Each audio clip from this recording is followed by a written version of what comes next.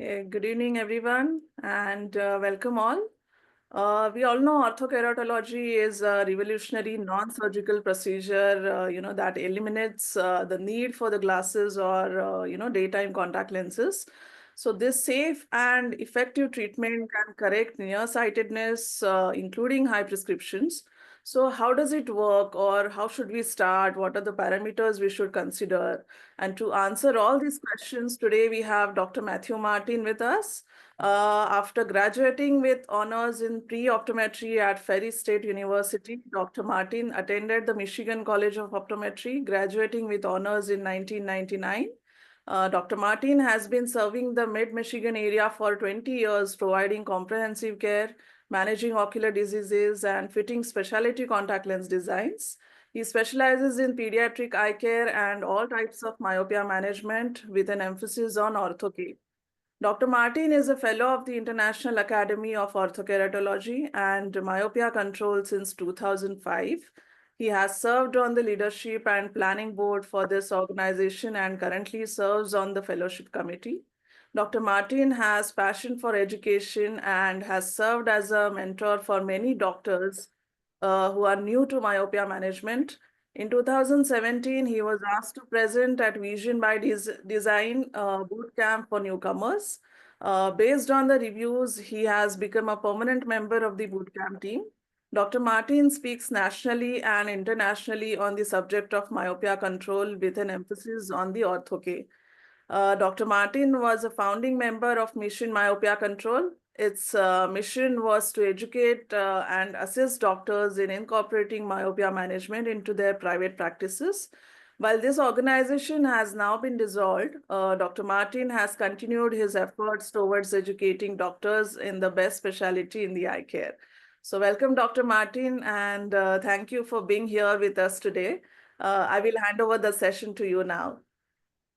I am absolutely honored to have the pleasure of speaking with you all today on what I honestly believe is simply the best thing in eye care. There is nothing more fun to do. There is nothing more magical, and there's nothing more rewarding within the bounds of what we do than ortho-K and myopia management. Frankly, it's just cool. And if you haven't done it, or if you're just starting, then I'm really excited to go on that journey with you. So let's get started. We're going to start out today talking about patient selection for ortho-K. And then once we're done with the patient selection, we're going to get through as much of the basic troubleshooting as we can. And just hold on to your seats because it's going to be fun. So let's get started. So first of all, this is my private content. I am responsible for everything that you're going to see today, and take that with a grain of salt. Some things in here will be my opinion, but I will tell you that I've been doing this for a long time, and it's going to be good information. So let's get started. So the first thing that I want to talk about is ortho-K success. When we talk about fitting a patient into a retainer, which they're going to wear at night, it really all begins with a good foundation. If we get a good foundation, then we're going to have a much more successful ortho-K experience for both us and for the patient. So I think it's really important to make sure we lay a proper foundation and we do the things necessary for being successful both in the short term and the long term for our patients that we choose to work with on ortho-K. So again, it starts with a good foundation. I can't overemphasize that enough. You will save yourself a lot of heartache by doing a good job in the beginning and making sure that you're getting the best possible start. So what data needs to be collected when we're getting ready to fit a patient in orthokeratology? Well, first and foremost is topography. You should not be doing orthokeratology without some form of topography. Topography is going to give you the map of the cornea that's going to assist us with fitting and making sure that our curvatures on that retainer are properly matching the curvatures of the cornea. Obviously, we want to be taking a look at the biomicroscopy of the cornea as well. We want to make sure the cornea is healthy, and we want to make sure that we're delivering the best possible start to the process. So biomicroscopy or evaluation of the cornea is absolutely essential as well. Obviously, refraction is going to be a thing. How do we know if the patient is a candidate if we haven't done a refraction? And it's important to get both uncorrected visual acuities as well as corrected visual acuities. Uncorrected visual acuities because we can show the patient how far they've come. Best corrected visual acuities because we know that if we're starting with a 20/25 eye, we're never probably going to get any better than 20/25, okay? Very important. Corneal diameter is absolutely going to be a factor for us as well. And the corneal diameter will factor in when we're talking about troubleshooting as well. Okay, so let's get started. And I had listed the keratometry here. If you have a separate keratometer, that's wonderful. Oftentimes, I'm pulling my keratometry from the SIM case off the topography. Okay, there's our topography. There's our refraction. I'll have to make sure I get these up next time so you can see what we're talking about as we go here. So, patient selection. It's absolutely important to choose, and you must choose, but it's also important that you choose your patients wisely, okay? Patient selection is an underrated component of success, both in ortho-K and also in myopia management as a whole. Because remember, when we're talking about myopia management, we're talking about a continuum of things. We're talking about low-dose atropine. We're talking about ortho-K. We're talking about peripheral defocus contact lenses. We're talking about glasses to correct myopia or to assist with myopia management. So that's an umbrella of things. But when it comes to ortho-K, we very specifically want to be looking at some factors, okay? One of the things that I both love and hate about people who are just getting into ortho-K is your enthusiasm, okay? I love enthusiasm. I hope that you can tell I'm a pretty enthusiastic person, and because I love this specialty, I'm kind of stoked about it all the time. But it's important to remember when you're taking on a new patient to be aware of your enthusiasm. Yes, you want to take on that new patient, but you also want to ask yourself, am I charging an appropriate amount of money for the amount of time it's going to take me to satisfy that patient? Am I charging an appropriate amount of money for the number of ortho-K lenses, or as we call them in my office, retainers, as I may have to go through in order to make sure I'm getting the perfect fit to both slow down their myopia and also satisfy the quality of their vision, okay? So let's start out talking about patient selection. What makes a good ortho-K candidate, okay? Well, first of all, refractive, all right? It's very important for us to figure the refraction into what we're doing, and I'll give some more specifics on that in a moment. Behavioral issues are absolutely important as well. And then topographical issues. And I'm going to break these down in the next couple of slides. So, refractive. What is a good patient for us to be looking at for ortho-K? I want you to keep in mind that all the things I'm talking about today are sort of, I don't know, on a continuum. What I'm talking about right here is sort of the basic fitting philosophy or the basic fitters, someone who's getting started, someone who's done 10 cases or less, maybe someone who just wants to be successful and not have to work too hard, okay? Certainly you can go outside of these parameters, and I would encourage you to eventually do that. But in the short term, especially when we're first getting started, we want to be doing the cases we know are going to be slam dunk cases, easy, straightforward cases. So the ideal patient to walk through my door is a low myope, -1 to -4, because I know that if I can get the patient in that -1 to -4, I'm obviously going to be very successful and have a very high success rate. I want to have more myopia than I do astigmatism, okay? So if a patient has 1 diopter of astigmatism, or cylinders, how I've listed it here, if they've got 1 diopter of astigmatism, I want at least 1.5 diopters of myopia, okay? -150, -1 astigmatism, I'm going to be successful, okay? If I have a patient who is maybe minus a half with -3 astigmatism, that's going to be a much more challenging case than a person who's just getting started is going to want to take on, because the success rate is going to be more, or the case is going to be more difficult, and the success rate may potentially be lower.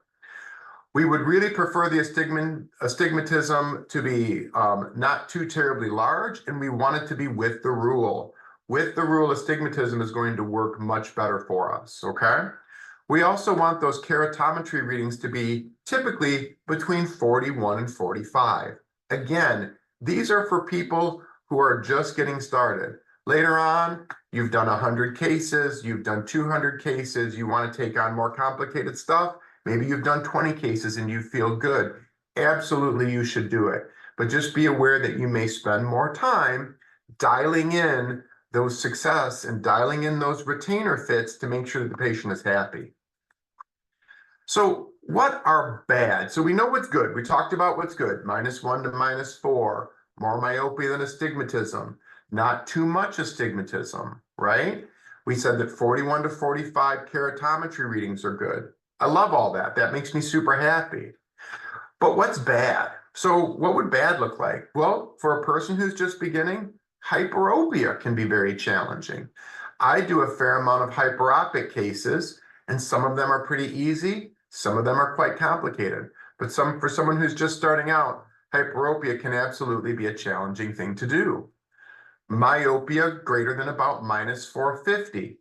Can it be done? Absolutely. Do I do it? Routinely. Should you do it in your first 10 cases? Probably not. Astigmatism greater than myopia. Same thing. Can it be done? Sure it can. Is it going to be more effort on your part? It certainly is. Okay, so just be aware of that.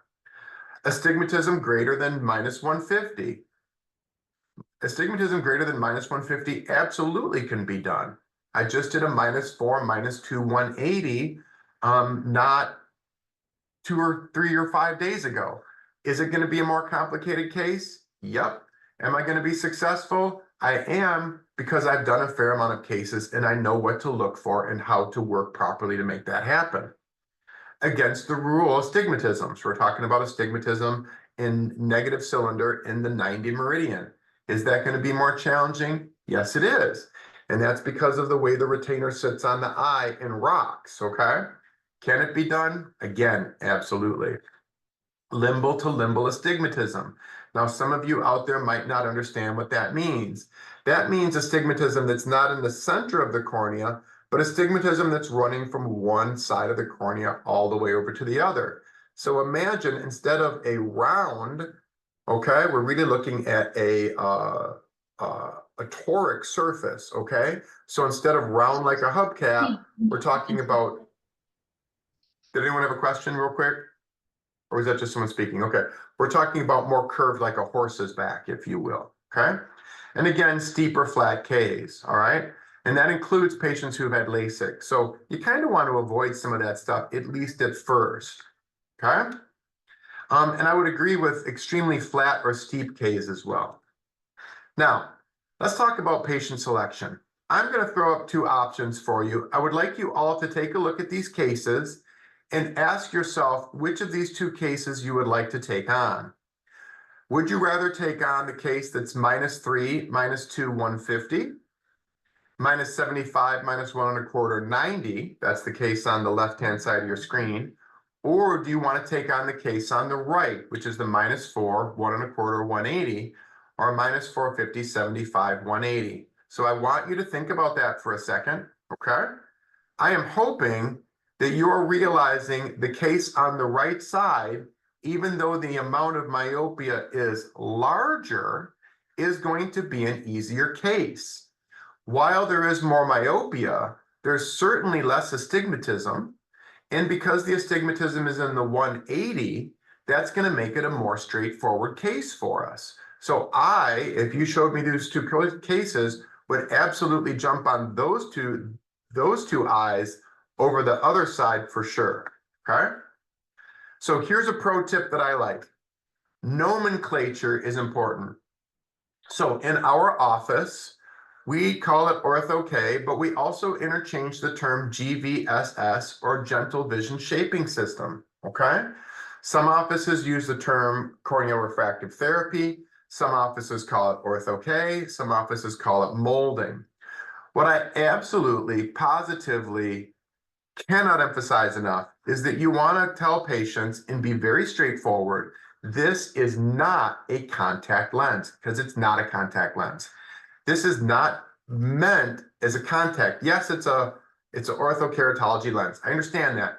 But what we're really doing is reshaping the cornea overnight, and that is not a contact lens. That is a medical device to reshape the cornea. In our office, we call the ortho-K lenses retainers. That allows us to differentiate between a contact lens and an ortho-K retainer, so patients know that this is not simply a contact lens, okay? I like retainer because it reminds me of the retainers that you wear in your mouth to straighten your teeth out, and that sticks well with my patients. Okay, so again, it's really all about nomenclature, okay? Pro tip, just something that you probably want to think about as far as practice management is concerned. Now, back to patient selection. Prescription is always a part of what we're considering with ortho-K, but there are always health concerns to consider as well. So let's take a look at those health concerns. We want to make sure that there's no lid disease, okay? So we're worried about things like blepharitis or Demodex, okay? We want to make sure there's no pathology. This is an interesting slide because this is actually my slide or my photo. I fit a patient without realizing they had what's called a MAP dot fingerprint corneal dystrophy. I was in such a hurry to fit them. This goes back 22 years ago or something along those lines. I was in such a hurry to fit them, I didn't realize that they had a dystrophy on their cornea. And when they came in day one, it looked like you had mushed their cornea because I had given them a recurrent corneal erosion by putting a retainer onto that loose epithelium. So you really want to be making sure that you've got a healthy cornea to work with. Severe dry eyes. Now this is interesting. I just took on a patient who has pretty severe dry eye, and I'm actually eager to see how this goes with her. I would not recommend this for a first-time fitter, but again, I've been at this for some 24 years, so I'm trying it with this patient.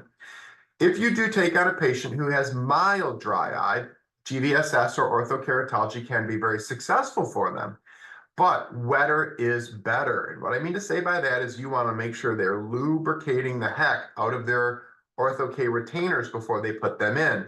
Lubrication is going to help that fluid forces under the retainer and make sure that we're truly getting the fit we want and the success we want, okay? And you want to make sure the patient is in reasonably good health. Obviously, if someone's not, I'm sorry, I just love that slide. If someone's not doing well overall health-wise, they're going to have problems with wearing ortho-K retainers as well. So, health considerations, one more time. Corneal disease, that's an issue for us. Everyone might recognize that top one. That's a case of keratoconus. Severe dry eye can also be a problem. Lid disease, on the right-hand side, you'll see Demodex. I did take on one patient who had pretty severe Demodex. We had worked with the patient. I thought I had gotten rid of the Demodex. I fit him in retainers. Things were going well. Demodex came roaring back. Wheels came off the bus. We ultimately were not successful with that patient, okay? Keep in mind, Demodex is a very persistent disease. Pregnancy. I've had patients who I've been fitting. They've worn retainers for 5 years. Vision's fantastic. They get pregnant. Vision gets weird. Strange things happen. You need to be aware that pregnancy can change prescriptions, okay? Herpetic concerns. People who have herpetic disease and who have things like corneal stromal considerations or epithelial considerations can be absolutely a factor with regards to ortho-K. Now, let's talk about patient selection. How does patient psychology come into play for ortho-K? All right, I know we've all seen this patient before because Lord knows I have. Let's talk about the good things, okay? What are we looking for? We want to make sure the patient is clean, okay? If the patient is clean, that's going to be a good sign. They're probably going to do a good job washing their hands before they put their retainers in, washing their hands when they take the retainers out. Okay. Let's make sure that the patient is motivated. All right. Patient needs to be motivated to do this. I have fit patients who were not motivated. It is an uphill battle when the child does not want to wear the retainers. Okay. Is the patient appropriately mature? Again, this can be very tricky, especially when you want to help someone really bad who you know needs it, but is simply not mature enough to do it. Okay. Motivated by sports, hikers, swimmers, those people love wearing retainers because they don't have to have anything in their eye when they're playing their sports. Okay. Occupation, law enforcement officers, militaries, a lot of those types of people like not having to have something in their eye during the day. I would avoid firemen though, and by firemen, I'm not being misogynistic, firefighters, men and women, because they wake up at odd hours, right? And we need to be getting a certain amount of sleep per night. So let's talk about the bad social issues, okay? It is not uncommon for me to get a child who desperately should be in Ortho-K retainers, but does not have the maturity to wear retainers. Maybe they're just too shy, okay? Maybe the child is an absolute not clean child. Maybe they don't ever wash their hands. Maybe they don't wash their face. That can be a thing. I have fit a number of engineer patients successfully, okay? But I've also run into situations where people will be perfectly fit, seeing 20/20, wearing their retainers. You think they would have good vision, but they come in and they do this. If I turn my head 10 degrees to the left and squint my eyes, there's just a little bit of a curlicue next to the top. Sometimes my engineer patients can be very, very difficult to please because even though they see what everyone else would consider well, it's not good for them. Okay. We talked about firefighters, and we know that firefighters can be a problem because of the odd sleep schedule. And insomniacs. I had a patient come in just very recently, absolutely would have made a good patient. Looked at their corneas, looked at their prescription, got all excited about it. And I asked them, how many hours a night are you getting on average for sleep? I'm looking for 6 to 8 hours. Patient told me I only get 3 hours a night.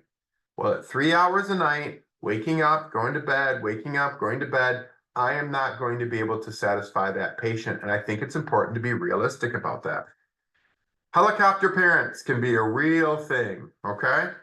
I have gotten to the point now where I sometimes will fit helicopter parents, but I'm here to tell you that sometimes you can spend so much time just dealing with the parents that you have to be aware that that alone can make it no fun to work with that particular patient. Okay. Now, let's get to the real nitty-gritty. Let's talk about corneal and topographical considerations and how those things play into what we're trying to achieve. Okay. Topography is the standard of care. It is required for Ortho-K, and it helps to show us the effect of the treatment. All right. So this is so important. I just recently changed technicians, and I have been really, really, really struggling to make sure that we're getting good pre-fit maps. Before you fit a patient in Ortho-K, it is 100% beyond important that you get good pre-fit maps. Once you start down the path of fitting a patient, you can go back to those original maps and ask yourself, what did I do wrong? How in this fit did I make a mistake? Was my base curve too tight? Was my sag too low? Did I not have the diameter right? If I don't have a good original map, I will never, ever, ever be able to go and figure out what I did wrong, okay? Good maps are so incredibly successful. I gave a lecture 2 years ago with one of the premier fitters in Ortho-K. He designs his own lenses. The man's a genius. He spent 40 minutes of our hour-long lecture talking about maps. And while it made for an incredibly boring lecture, he was 100% true because it is so important to get those good maps. Fixation is absolutely a must. If those maps aren't straight, you're never going to get a good success. Hold lids carefully. Make sure you're not pushing down and skewing the cornea. Low room illumination, because you're going to get the best topography when you're in a dim environment. And good topographies rely on tear film. Wetter is better. Lubricate those eyes. Make sure the patient can hold them open. If you don't get a good pre-fit map, you're never going to be happy. And I get lots of them. I tell my staff, I want 4 or 5 pre-fit maps, good ones for each eye. Because even with a high quality topographer, even if I've recently vetted the topographer and made sure that it's absolutely perfect and that it's been calibrated, there can still be differences between maps. Now, capture good pre-fit maps. Teach your technicians properly and vet them for consistency. Practice, practice, practice. If you are new to Ortho-K, you need to sit down with your technicians and be like, again, again, again, perfect maps, perfect maps, perfect maps. Because everything, honestly, everything going forward is predicated on those original maps. So what is a normal map, okay? Note that the steepest curves are apical or central in nature, okay? And we want the K readings between about 40 and 45.5, okay? So these are some pretty good maps. Those 2 top maps, I'm absolutely going to be able to rock the fit. The top left map is going to be great. The top right map is going to be great. The bottom left-hand map is going to be a bit more challenging because that's limbus to limbus astigmatism or close to it. And that map on the bottom right-hand side is going to be a little challenging because it has that bow tie with that curvature to it. So avoid limbus to limbus astigmatism for at least the first 10 cases.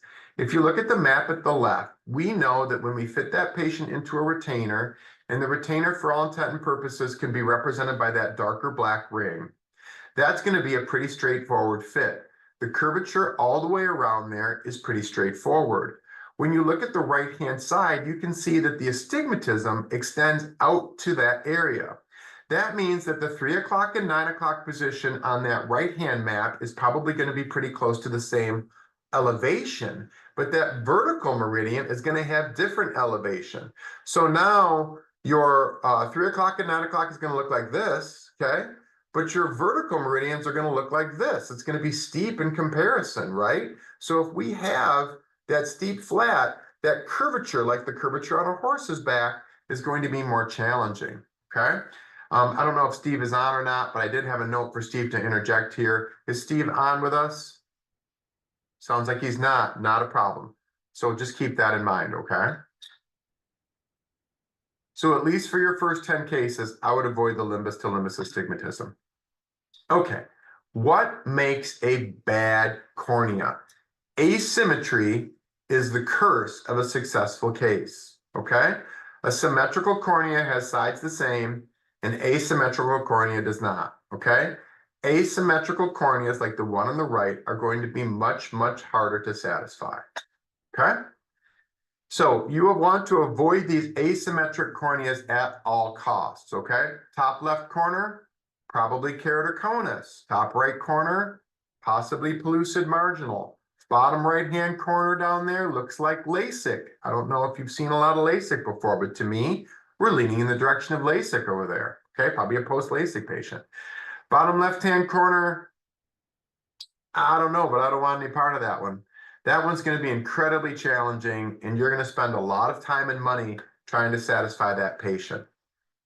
Now, if it's your brother, do you want to do it? I don't know. Just depends on how much work you want to put into it. Can it be done?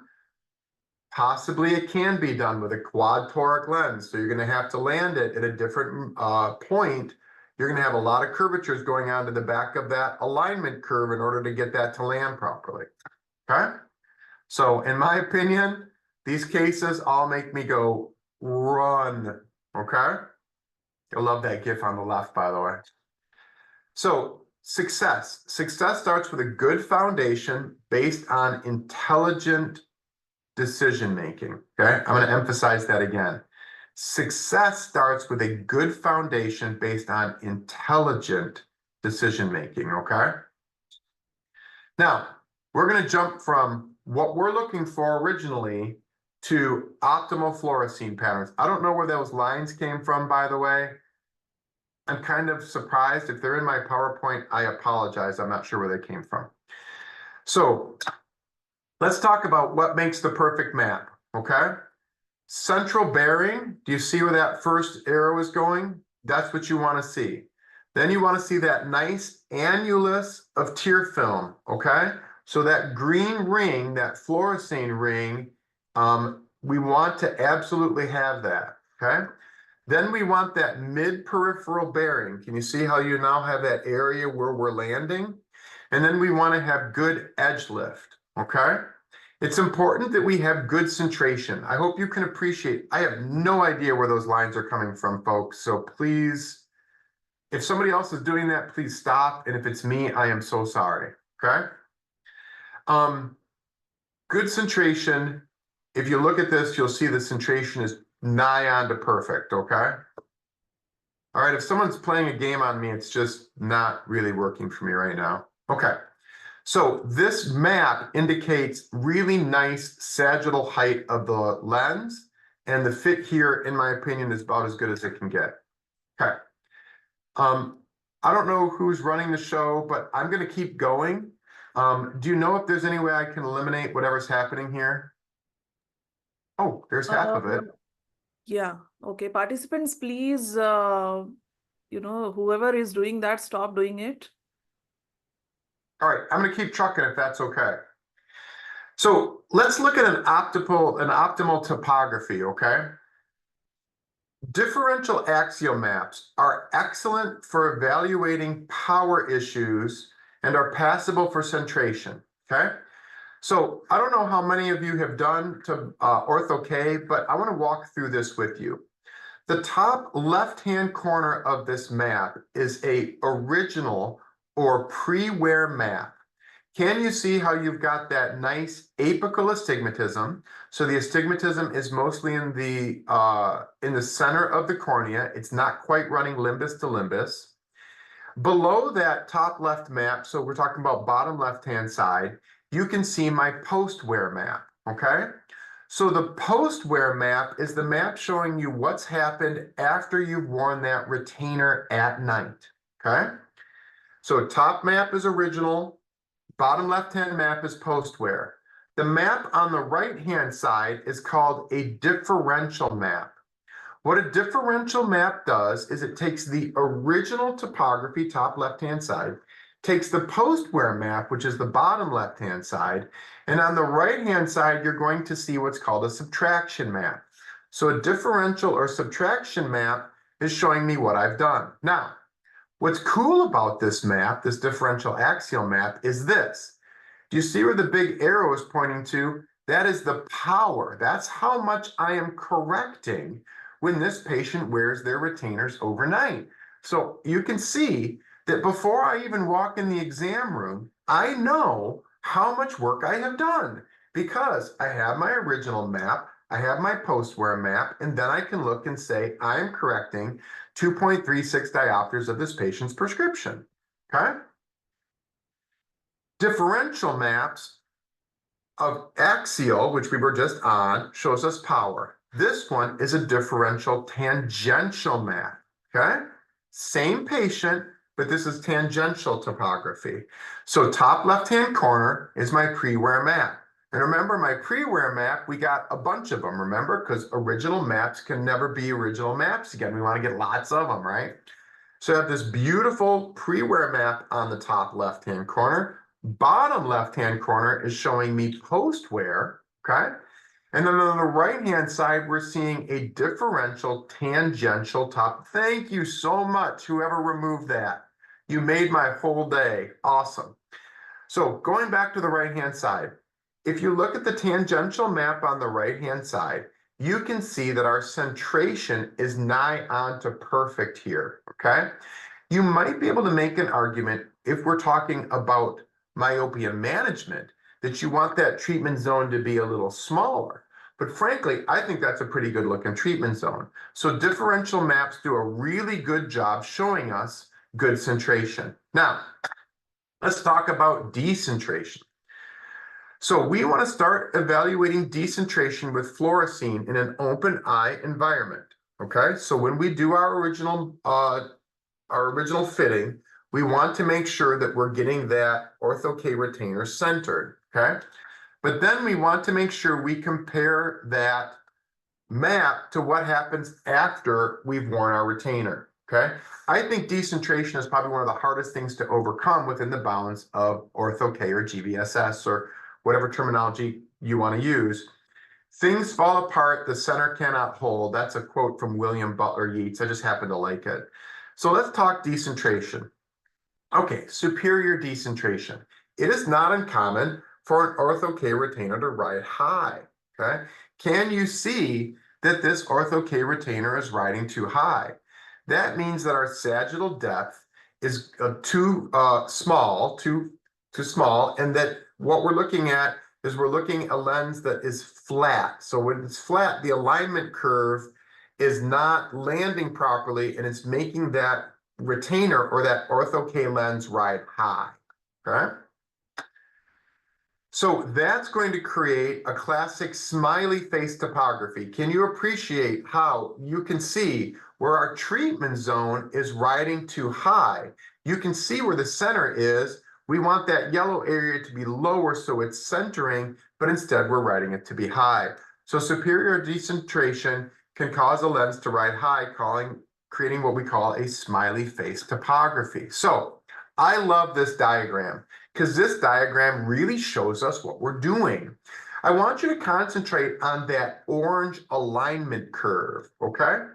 If you look at that orange alignment curve there, you can see that we're getting poor seal off, all right?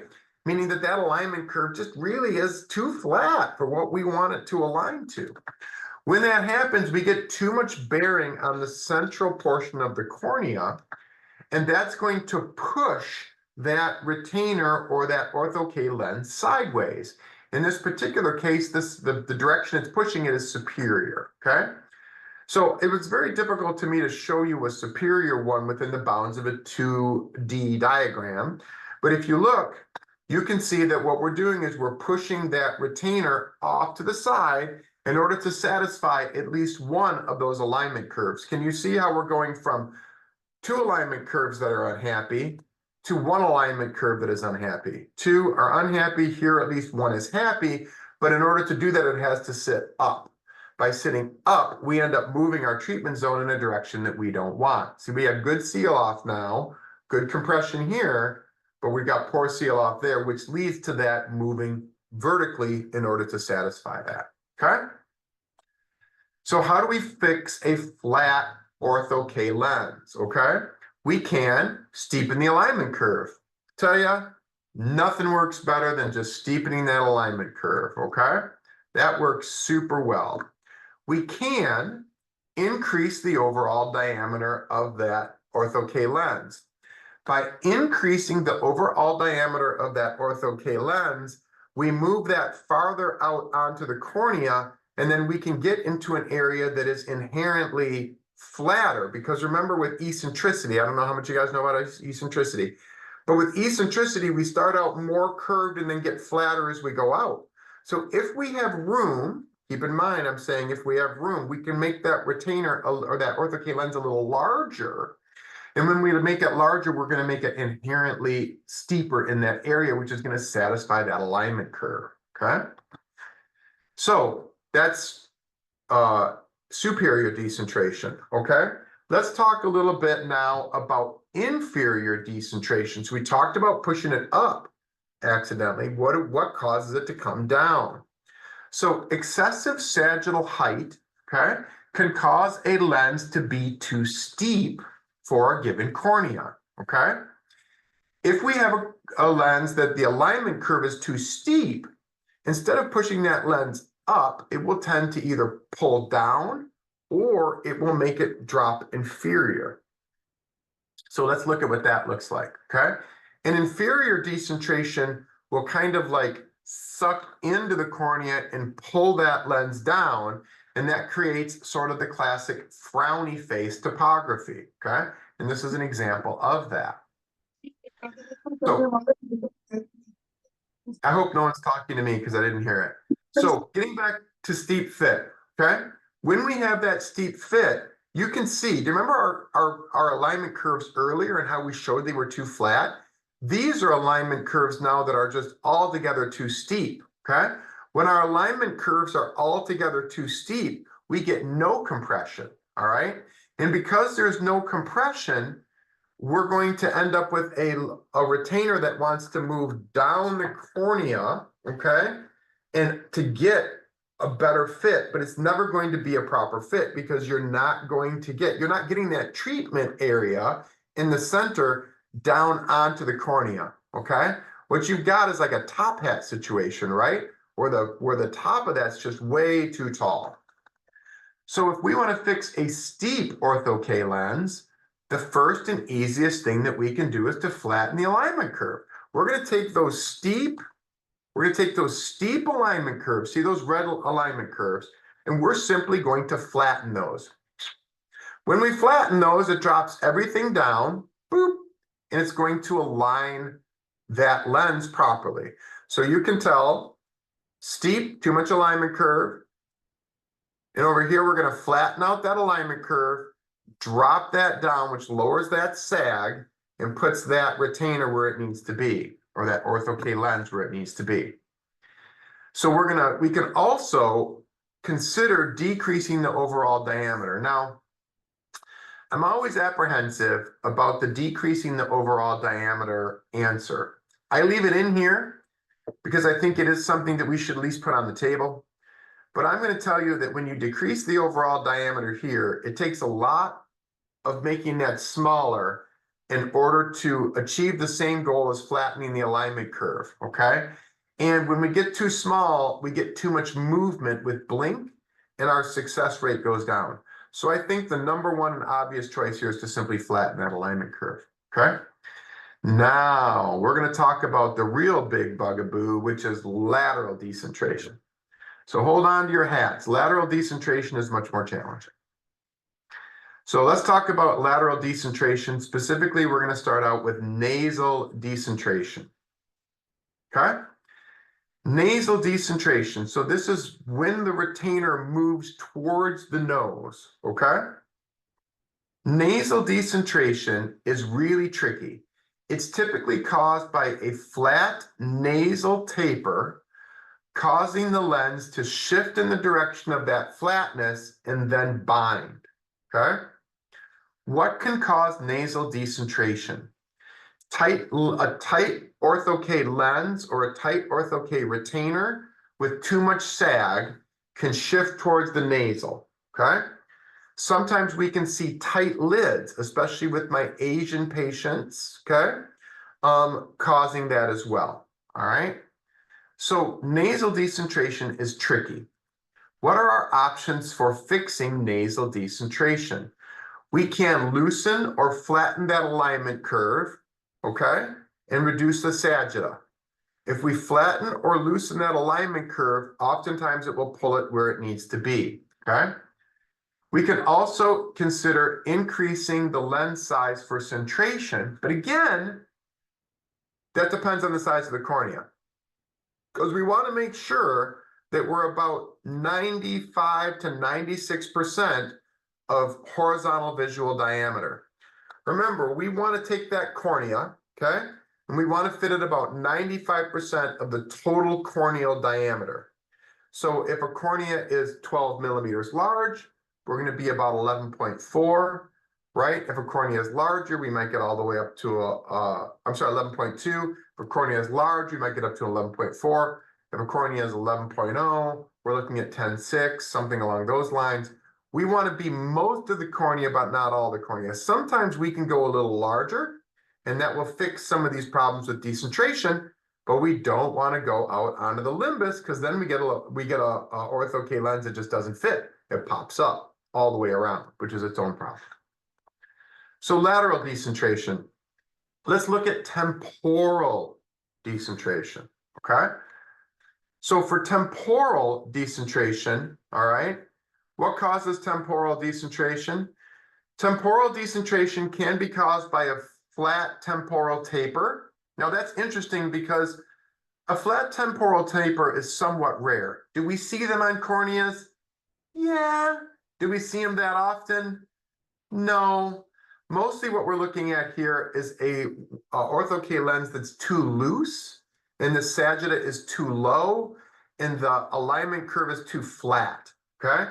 Because that alignment curve is too flat and too low, it can push that ortho-K lens out to the side, okay? So I would look on this particular case about the flat temporal taper, again, somewhat rare, but it goes back to those original topographies again, right? Remember, if you leave here with nothing else today, take a bunch of good original topographies. I cannot emphasize that enough. Okay. Lateral decentration. How do we fix that temporal decentration? We can tighten the alignment curve and increase the sagitta. Most of the time that works. We can consider increasing the overall diameter, but again, not onto the limbus or the wheels will come off the bus. Okay, now, let's live that island life, but we really don't want to live that island life. So let's talk about central islands, okay? This is the same patient. I'm looking at two central islands here using different maps, okay? The map on the left-hand side is the axial map from earlier. The map on the right-hand side is the tangential map, okay? Both of these are showing the same concept, and that is a central island, okay? Warning, island life may cause you, I forgot what I wrote there, but I just love this island life concept here. So what causes central islands? I think most of you probably know this, but let's talk about it. Central islands are caused by too steep or too great a sag. So if we have too steep or too great of a sagitta, and we add peripheral squeeze, okay, and excessive central clearance, what we have is we have a central cornea that pops up, okay? And when it pops up, it leaves a central island. So that means that we are so missing that central component that we're not getting the central push. We're actually so far up above it because of our steep alignment curves that we're getting that central area to kind of suck up the epithelium in that area rather than push that area down to give us the treatment zone. So the simple fix here is flattening the alignment curve and reducing the sagitta, okay? Central islands are actually pretty straightforward. Let's talk about under and over treatment, okay? Let's first talk about what we do when we have under or over treatment in light of a perfect bullseye, okay? If we have a perfect bullseye, which means that the topography is just bam, like, man, that is just amazing, okay? If we've got it perfect and we're under correcting, it's very simple. We're simply going to flatten the base curve. By flattening that base curve, we're going to lower that base curve down and we're going to treat more of the central area, and that's going to give us more correction, okay? All right, very straightforward, very easy to fix. Overcorrection is the same concept. Perfect bullseye, but instead of correcting my patient's a -2, and instead of correcting -2, I'm correcting -3. I'm simply going to go in, keep everything else the same, and I'm going to take that base curve and I'm going to steepen that base curve, okay? I'm just going to have less push force, if you will, and when I steepen that base curve, I'm going to take the power I'm correcting away, okay?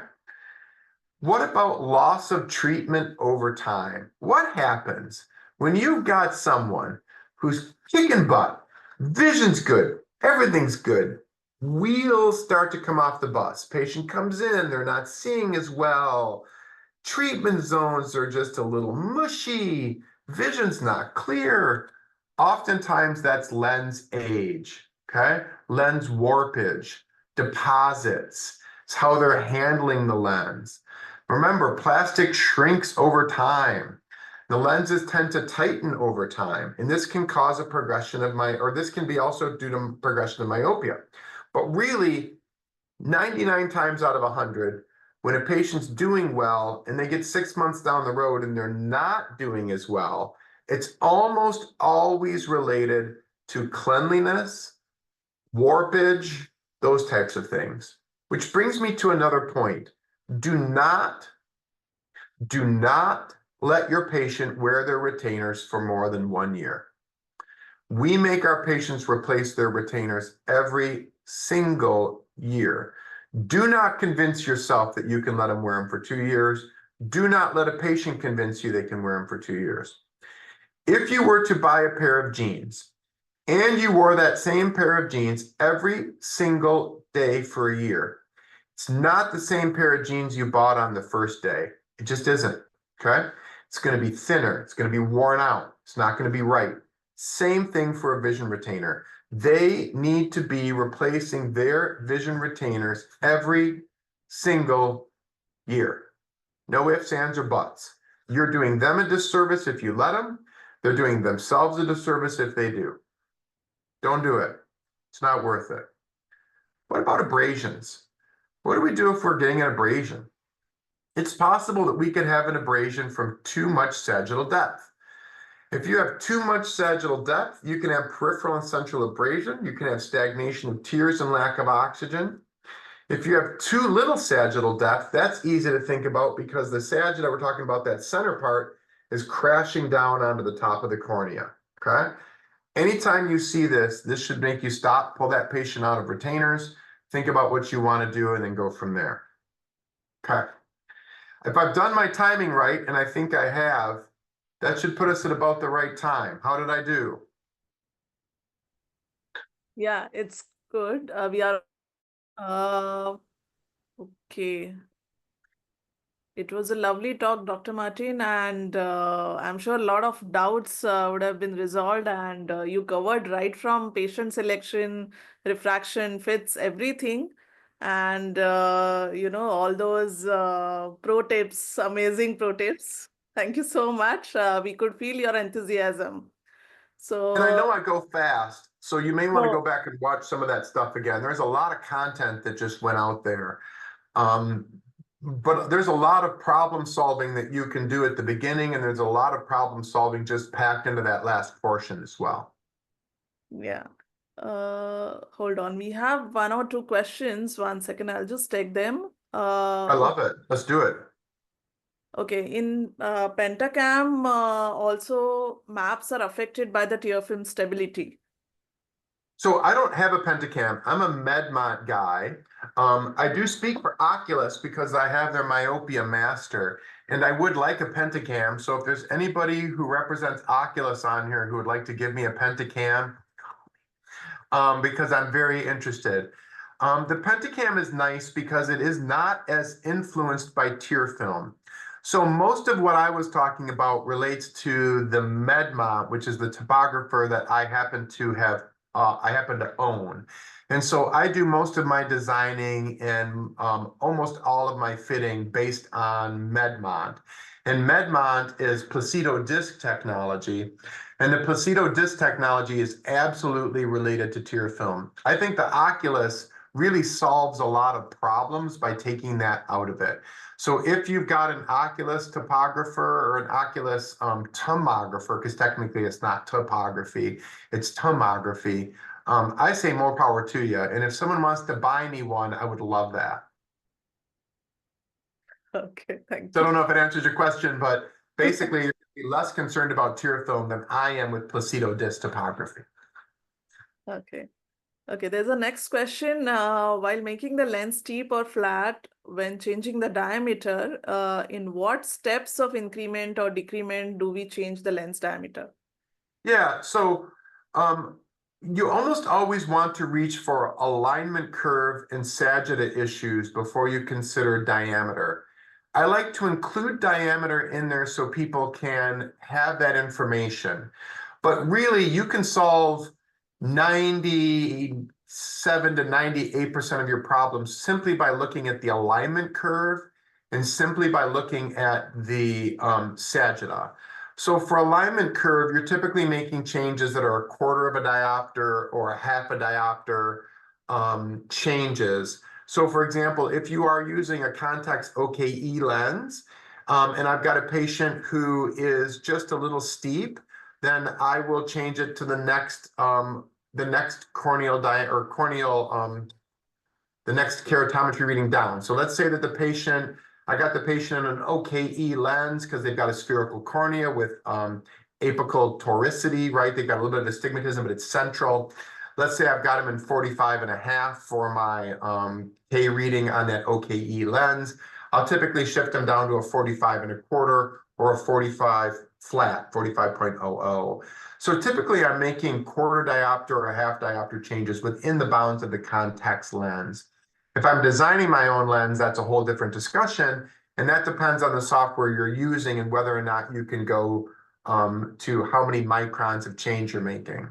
So within the bounds of contacts, which is where I do a lot of my patients, it's usually a quarter or a half. Okay, thank you for that. Okay, Yashwant sir is here. Okay, Dr. Martin, could you please look into the chat box? He has shared one corneal topography. Could you please, yeah. Okay, so I'm opening up my chat box here. That's right, yeah. And I'm looking at, okay, so Yeshwant. So Yeshwant, and it's nice to see you or talk to you, by the way. So this is a really interesting one. Obviously, you have significant decentration. So with your significant decentration here, this is an interesting case because we almost have to look back at the original map. To me, depending on what the original map looks like, I almost feel like you're going to need to wash this guy out and refit him. Do you know if you were fitting on K? Were you fitting half flat K? And do you know what the overall diameter of the lens is compared to the HVID? Hi, Matt. This is about 90% of the HVID. 90 point, you said 90%? Yes, yes. Okay. And you're getting quite a bit of decentration here. Do you think know a if it was quadrant fit? specific lens would fit here? I wanted to hear what you said, but could not. No, I said, do you think a quadrant E specific lens would be a better option here? Yeah, I would need to look at that original topography, but that's so shifted. It doesn't feel like any of the examples that we had been talking about. It looks like something is definitely amiss here. Because is this a first fit or is this one that you've already played around with tightening and loosening and that kind of stuff? This is actually a second fit because the patient was getting central punctate staining. So we had to flatten the fit. And when you put this lens on eye and look at it, how does it look in the exam room? Does it look good and then the topography looks awful? No, it's slightly decentered. Okay, so it's slightly decentered right out of the chute. If it's slightly decentered out of the chute, you're probably looking at a quad specific. Did you start out with a toric alignment curve? Yes. Huh. Are you using the OKE fit set, the -4, -2, or his TAC set? What are you fitting it with? This is actually a custom designed one. Okay. So this to me, we'd have to look at the original topographies, but it's so moved over, Yeshwant. It feels like we're missing something, at least as far as the quadrants are concerned. It does, I agree with you, it probably requires a quadrant specific. So we'd have to take a look, you'd have to take a look at that original topography. Is it an OKE design or is that something you've been working on personally? Yes. Yes, what? Yes, it's an OKE design, or yes, Yes, it's one you've been working on. design. Okay. Yeah, I'd take a look at those original maps and then I'd see if you could design something quad specific, because I suspect that original cornea has a lot of elevation differences. And I feel like the elevation differences on the right-hand side of this map probably are pretty flat, and that's why it wants to slide in that direction. Does that sound true? So the lens is going to slide on the flatter meridian or the steeper meridian? Typically it'll slide towards that flat taper. Okay, okay. So I'll tell you what, Auburn Optical should expect an email from me with the version of Primex. You should send that to Steve, man. I've got too many irons in the fire already. I've Hey, got we're having an open house on our new facility today. We took a building and gutted it, and we have an 8,000 square foot facility, and today's our open house. So I think you'd be better to send that one to Steve. He's more talented than I am by a long shot. I'll do that, but I'm going to trouble you also. You owe me that much. Yes, Juan, thank you so much. Okay, thank you. Okay, Ms. Thamarai, you've raised your hand. Do you have any questions? You can unmute yourself and ask.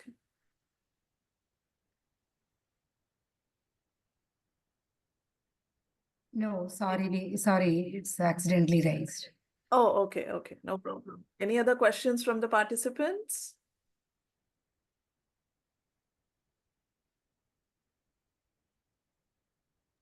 Thank you, Hello. everyone. I appreciate you all listening to me. Yeah, I think that's it. No more questions. Thank you so much, Dr. Martin, for giving your valuable time to us. We all could feel your passion for orthocare. And this session was conducted in collaboration with the Primex Enterprises. And I would like to invite Mr. Hunaid from Primex to say a few words. Hunaid? Yeah. Yeah.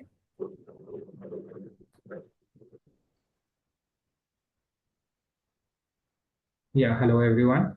This is Hunaid here. I am representing our company Primex Enterprise, and feel free to get in touch with us if you are, looking to start orthocare lenses, or if you feel you want to, get a trial set from Context OK. I'll just, if you don't mind, uh, I'll just leave our contact information in the chat box, so you can get in touch with either Preeti or me, and we can, help you start your orthopedic practice. We can also guide you in regards to, troubleshooting the lens fits and getting the topography maps right, getting the patient selection right, and everything. So we do a lot of hand holding for a lot of practitioners. And if you have any concerns or any doubts, any, in regards to starting your own orthopedic practice, we can help you set it up. So thank you again, Dr. Martin. And I think it was wonderful having you here. You are always great as always. So been a pleasure, and congratulations on your new facility, sir. Thank you. Thank you so much. It turned out really nice. It's been a labor of love, but we're really happy. Thank you, everyone. Thank you. Thank you so much for giving your valuable time to us. The session was, our media partner was Optician India. We would like to thank them. And thank you all the participants for joining. And I'm sorry, I apologize, Dr. Martin, for all the interruptions in the session. We'll make sure that it won't happen again. Thank you so much. Thank you. Have a good day. Yeah.